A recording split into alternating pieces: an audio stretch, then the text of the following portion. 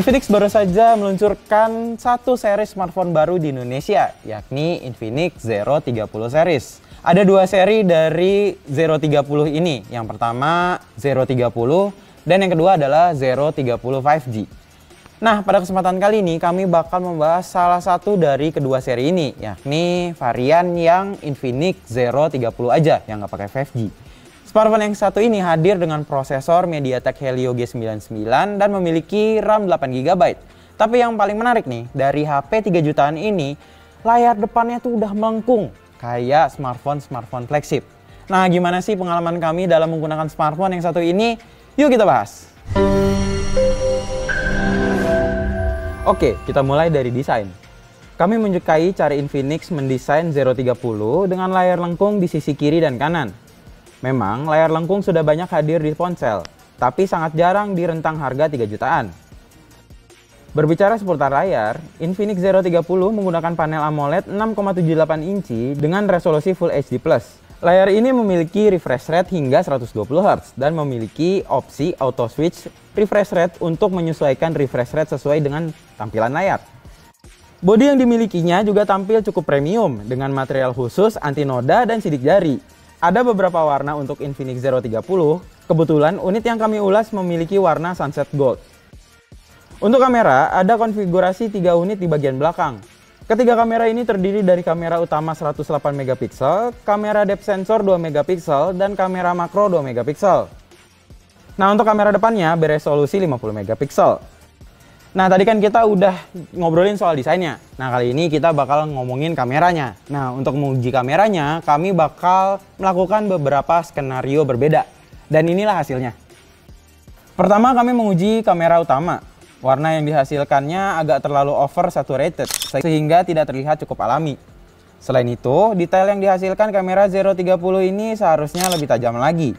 Kabar baiknya adalah exposure yang dihasilkan cukup baik sehingga tidak terjadi overexposure dan underexposure. Awan di langit tidak terpapar terlalu banyak cahaya sehingga teksturnya terlihat jelas. Selanjutnya kami ingin mengetahui hasilnya ketika memotret dengan zoom 2 kali. Tentu saja ini adalah zoom digital. Hasil yang diberikannya cukup bagus di samping warnanya yang oversaturated. Memang sih masih ada terlihat sentuhan zoom digitalnya, tapi masih aman jika kamu ingin memotret subjek yang jauh. Satu lagi, exposure yang diberikannya masih memiliki porsi yang pas. Setelah zoom 2 kali, kami menaikkan tingkat zoom pada 5 kali. Hasilnya adalah kecerahan warna tidak terlalu pekat, tetapi malah lebih ke penurunan kualitas. Ini bisa dibilang cukup wajar untuk zoom digital. Intinya, tidak kami sarankan untuk memotret pada tingkatan zoom 5 kali ke atas. Ketika memotret subjek yang membelakangi cahaya yang kuat seperti sinar matahari, Zero 30 lumayan bisa diandalkan. Warna hijau daun tidak terlalu pekat atau oversaturated. Intinya, kalau kamu ingin memotret di belakang cahaya, hasil kameranya masih cukup mumpuni. Dan kamera ketiga yang akan kami bahas adalah kamera depth yang berguna untuk menghasilkan efek bokeh di bagian subjek. Opsi ini dapat digunakan di mode portrait. Hasil yang ditawarkan terlihat rapi, pinggiran subjek tidak terjadi pencampuran dengan latar belakang. Intinya, kamu dapat mengandalkannya untuk menghasilkan foto portrait yang ciamik. Kamera depan Zero 30 memiliki resolusi 50MP yang terbilang cukup tinggi. Ketika kami mencoba memotret membelakangi cahaya matahari, mode SDR-nya tidak cukup terampil untuk mengatasi overexposure. Kabar baiknya adalah wajah subjek dan latar belakang terlihat jelas dengan warna alami. Walau tidak dilengkapi dengan kamera depth sensor khusus, kamera depan juga bisa menampilkan efek bokeh. Namun hasilnya tidak semulus mode portrait pada kamera belakang. Meski demikian, masih bisa diandalkan untuk seru-seruan di media sosial. Sekarang kami mau uji kamera Zero 30 untuk memotret malam. Ada beberapa noise yang mengganggu sehingga menurunkan ketajaman pada beberapa objek. Namun kabar baiknya adalah hasil foto yang diberikan masih tergolong terang. Lampu-lampu di sekitarnya tidak terlalu ada gangguan blooming, meski ada sedikit flare.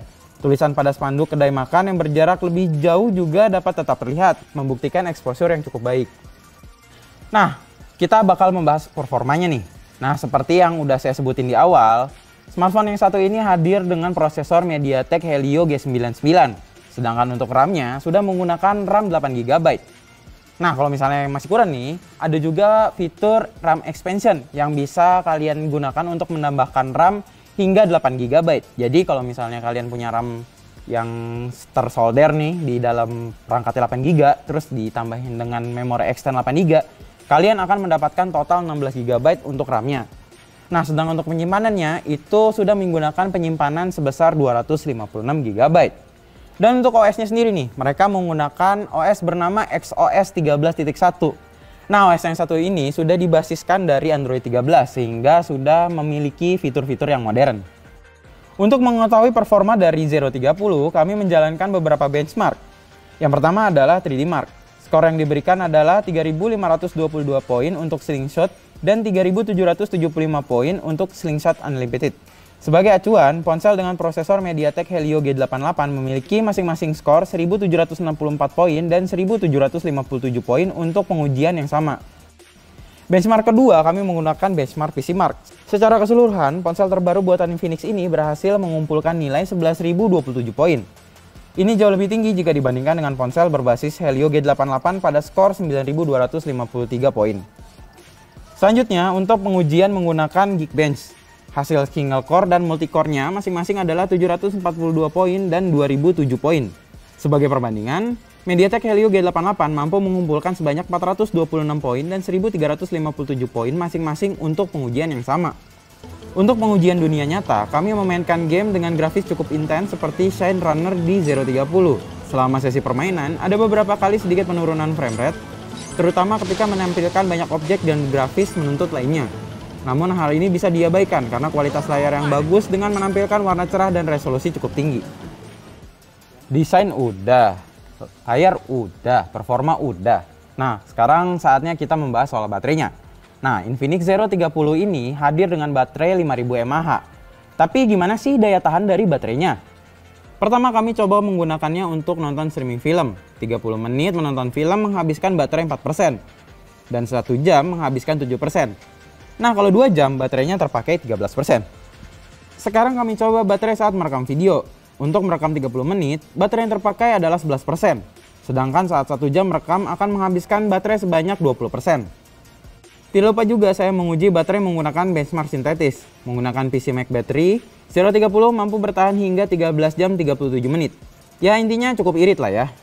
Setelah mengetahui daya tahan baterai, sekarang kami mau kasih tahu performa kecepatan isi ulang baterainya. Sebagai informasi, Zero 30 memiliki kapasitas baterai 5000 mAh dan Zero 30 memiliki sistem fast charging 45 Watt. Dari keadaan kosong, baterai ponsel ini terisi 21% selama 10 menit pengisian daya.